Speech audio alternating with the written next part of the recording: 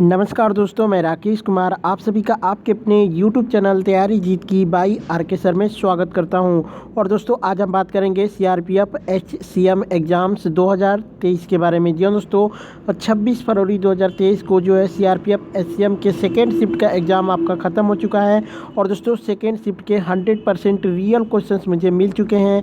इस बात पर वीडियो को लाइक ज़रूर करिएगा। इसमें सभी दोस्तों क्वेश्चन बताए जाएंगे विथ एक्स्ट्रा फैक्ट के साथ में। दोस्तों किसी भी शिफ्ट में अगर आपने एग्ज़ाम दिया है आप हमें 8181819473 पे क्वेश्चंस बता सकते हैं, या फिर किसी भी क्वेश्चंस में डाउट है आप डायरेक्टली आप हमें मैसेज कर सकते हैं।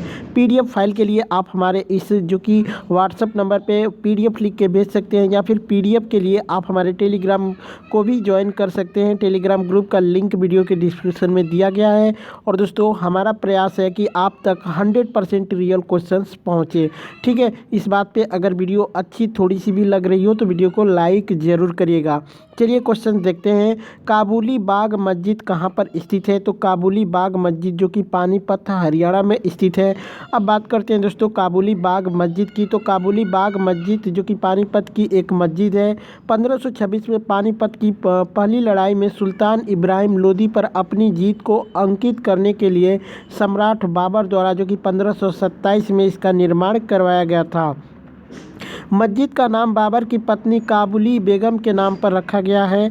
जब पानीपत के पास बाबर के पुत्र हुमायूं ने शेरशाह शुरू के वंशजों को हराया था। ठीक है, तो इसका राइट आंसर हो जाएगा पानीपत हरियाणा। एक प्रश्न आया था दोस्तों कि हड़प्पा सभ्यता की सबसे बड़ी स्थल जो राखी गढ़ी है किस राज्य में स्थित है? तो इसका राइट आंसर हो जाएगा दोस्तों हरियाणा से। और दोस्तों काफ़ी जो है एक्स्ट्रा फैक्ट से हमारे क्वेश्चंस फंस रहे हैं, तो चलिए इससे रिलेटेड कुछ इंपॉर्टेंट फैक्ट बता देते हैं। जैसे कि हरियाणा में राखी गढ़ी भारतीय उपमहाद्वीप में सबसे बड़ा हड़प्पा स्थल है। राखी गढ़ी में इसकी शुरुआत जो है 6000 ईसा पूर्व से पूर्व हड़प्पा चरण में इसके क्रमिक विकास का अध्ययन करने के लिए खुदाई की गई थी। इस स्थल की खुदाई भारतीय पुरातत्व विभाग के अमरेंद्र नाथ ने की थी।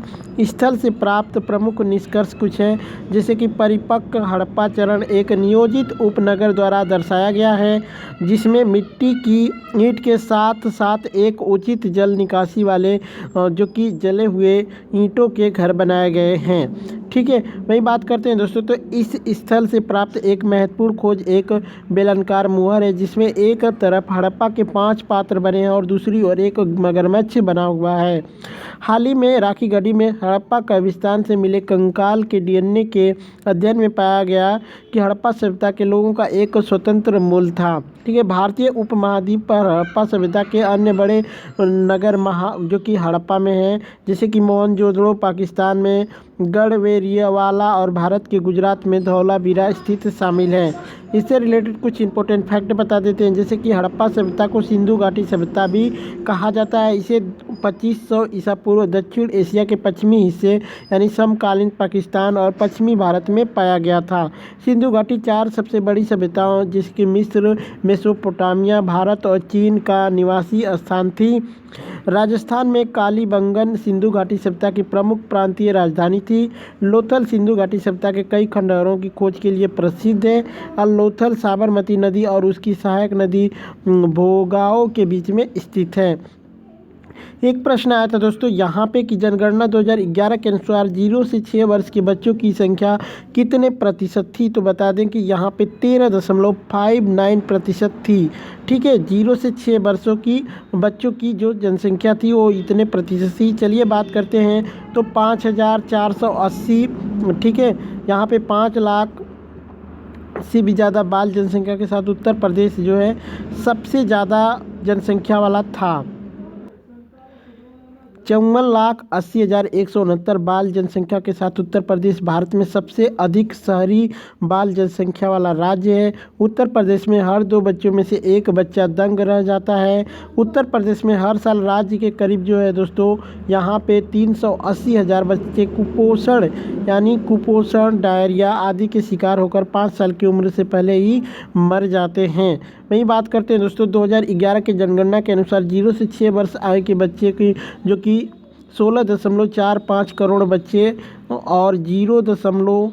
जो कि 1-4 वर्ष की आयु के बच्चे जो कि 37.24 करोड़ बच्चे जो भारत की कुल जनसंख्या का क्रमशः 13.59% यानी 0 से 6 वर्ष के बच्चे जो हैं वो 13.59% और जो कि 6 वर्ष से 14 वर्ष के जो बच्चे हैं 30.67% हैं। भारत में 74% बच्चे जो की जनसंख्या 0 से 6 वर्ष ग्रामीण क्षेत्रों में रहते हैं। शीर्ष 5 शहरी बाल संख्या दर वाले जो राज्य हैं उसमें उत्तर प्रदेश, महाराष्ट्र, तमिलनाडु, गुजरात और आंध्र प्रदेश शामिल है। इनकी जनसंख्या की बात करते हैं तो उत्तर प्रदेश जो कि दोस्तों 54,80,169, महाराष्ट्र में जो कि जनसंख्या है 54,02,582, तमिलनाडु में 32,43,269, गुजरात में 28,17,927। वहीं आंध्र प्रदेश की बात करते हैं तो यहाँ पे था 27,90,402। तो इन सब चीज़ों को आप लोग याद रखिएगा। एक प्रश्न आया था कि लिंग, जाति और भेदभाव क्या है, तो यह समानता का अधिकार है दोस्तों। अनुच्छेद 15(1) के तहत राज्य किसी नागरिक के विरुद्ध केवल धर्म, मूल, वंश, जाति, लिंग, जन्म स्थान अथवा इनमें से किसी के आधार पर कोई भी भेदभाव नहीं करेगा। तो ये समानता का अधिकार जो है आपका राइट आंसर होगा।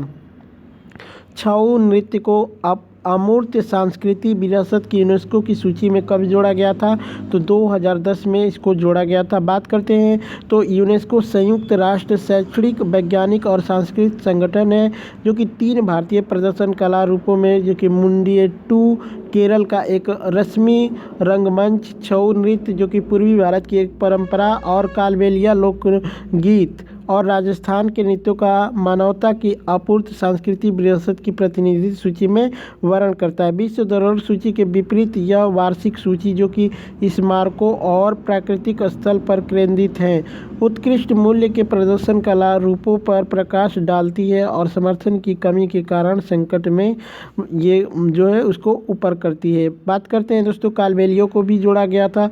कालबेलिया नृत्य को तो यह भारत के राजस्थान राज्य का एक लोक नृत्य है। इसे सफेरा डांस या फिर स्नेक चार्मर डांस के नाम से भी जाना जाता है। यह मुख्य रूप से एक राजस्थानी जनजाति द्वारा किया जाता है जिसे कि कालबेलिया कहा जाता है। यह वर्ष 2010 से यूनेस्को की अमूर्त सांस्कृतिक विरासत मानवता की प्रतिनिधि सूची के तहत सूचीबद्ध किया गया है।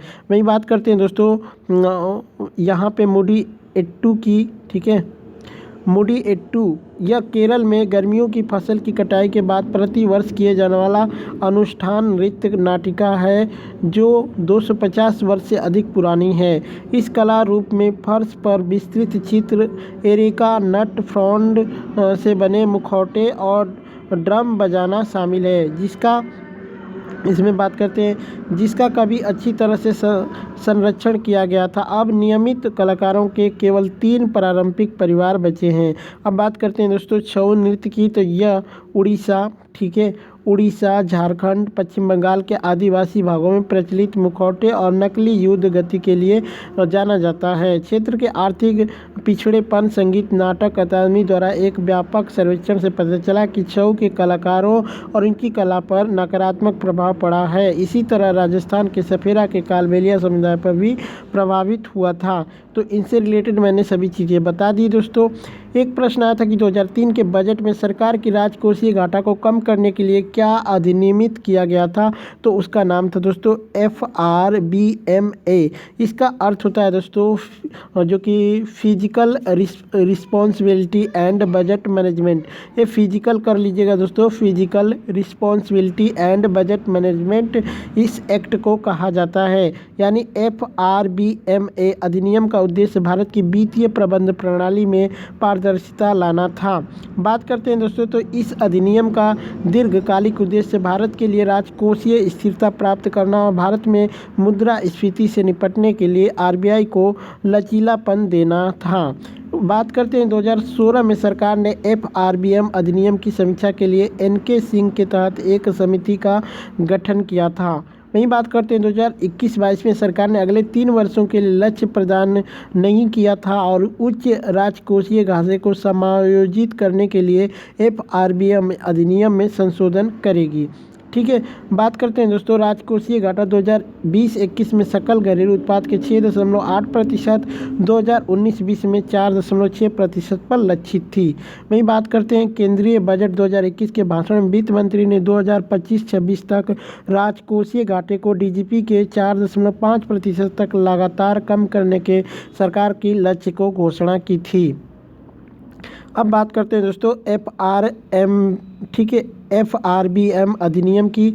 तो इसे जो है अगस्त 2003 में अधिनियमित किया गया था। इसका उद्देश्य केंद्र सरकार को राजकोषीय प्रबंध और दीर्घकालिक मैक्रो आर्थिक स्थिरता में अंतर पीढ़ीगत एक्टिविटी सुनिश्चित करने के लिए जिम्मेदारी बनाना था। इस अधिनियम में केंद्र सरकार के ऋण और घाटे पर सीमा निर्धारित करने की परिकल्पना की गई है। इसने राजकोषीय घाटे को सकल घरेलू उत्पाद के 3% तक सीमित कर दिया था।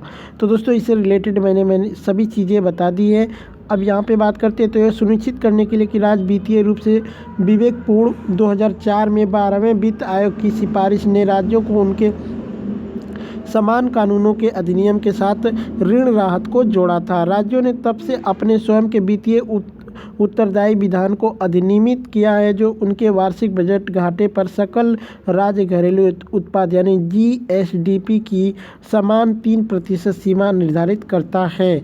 वहीं बात करते हैं दोस्तों तो यह केंद्र सरकार के राजकोषीय संचालन और मध्यम अवधि के ढांचे में राजकोषीय नीति के संचालन में अधिक पारदर्शिता को भी अनिवार्य करता है। केंद्र सरकार के बजट में एक मध्यम अवधि का राजकोषीय नीति व्यक्तित्व शामिल जो कि 3 साल के क्षितिज पर वार्षिक राजस्व और राजकोषीय घाटे के लक्ष्यों को निर्देशित करता है। यहाँ पे बात करते हैं दोस्तों कि अधिनियम को लागू करने के नियमों को जुलाई 2004 में अधिसूचित किया गया था। नियमों में 2018 में संशोधन किया गया था और हाल ही में मार्च 2023 के लिए 3.1% के लक्ष्य की स्थापना के लिए किया गया था। NK सिंह समिति 2016 में स्थापित ने सिफारिश की कि सरकार को 31 मार्च 2020 तक के वर्षों में सकल घरेलू उत्पाद के 3% के राजकोषीय घाटे को लक्षित करना चाहिए। इसे 2020-21 में 2.8% और 2023 तक 2.5 तक कम करना है। ठीक है। एक प्रश्न आया था दोस्तों कि हिंदी का प्रश्न है कि कहने से कुम्हार गधे पर नहीं चढ़ता, मुहावरे का अर्थ बताना था। तो किसी के कहने पर गलत काम करना बुद्धिमानी नहीं है, इसका ये राइट आंसर हो जाएगा। एक प्रश्न आया था दोस्तों कि नीरज चोपड़ा ने डायमंड लीग ट्रॉफी में कितना दूर भाला फेंका था। तो अगर डायमंड लीग की बात की गई है तो उसने जो कि 88.44 मीटर उन्होंने भाला फेंका था। बात करते हैं दोस्तों, एक बच्चे ने बोला था कि कितना उन्होंने अपना नया रिकॉर्ड बनाया, तो उसके बारे में बात करते हैं। तो नीरज चोपड़ा का सर्वश्रेष्ठ थ्रो जो कि 89.94 मीटर का है, जो कि 30 जून 2022 को स्वीडन में स्टॉकहोम डायमंड लीग में दर्ज किया था। तो दोस्तों ये जो स्टॉकहोम का ये वाला है या फिर ये वाला, कमेंट करके ज़रूर बताइएगा। डायमंड लीग में दर्ज किया था। जेवलिन थ्रो भारत में पुरुषों के राष्ट्रीय रिकॉर्ड नीरज चोपड़ा के व्यक्तिगत सर्वश्रेष्ठ के रूप में भी दर्ज करता है। नीरज चोपड़ा ने टोक्यो ओलंपिक में 87.58 मीटर भाला फेंक कर टोक्यो ओलंपिक में गोल्ड मेडल जीता था। तो दोस्तों ये कंफर्म कर दीजिएगा कि 88.44 मीटर दिया था या फिर 89.94 मीटर दिया था। ठीक है। एक प्रश्न आया था दोस्तों कि हिमालय के कारण किस राज्य में सर्दी नहीं हो पाती। तो मैक्सिमम जब सर्दी कम होती है दोस्तों वो होता है महाराष्ट्र के अंदर। ऑप्शंस क्या थे कमेंट करके बताइएगा। एक प्रश्न आया था कि 2022 में उपराष्ट्रपति का चुनाव जो हुआ था वो किस क्रम का था। तो 14वां क्रम था। तो दोस्तों मैंने सभी चीज़ें फैक्ट के साथ बता दी है। बाकी वीडियो कैसी लगी कमेंट करके ज़रूर बताइएगा। चलिए चलते मिलते हैं नेक्स्ट वीडियो में, तब तक के लिए जय हिंद जय भारत।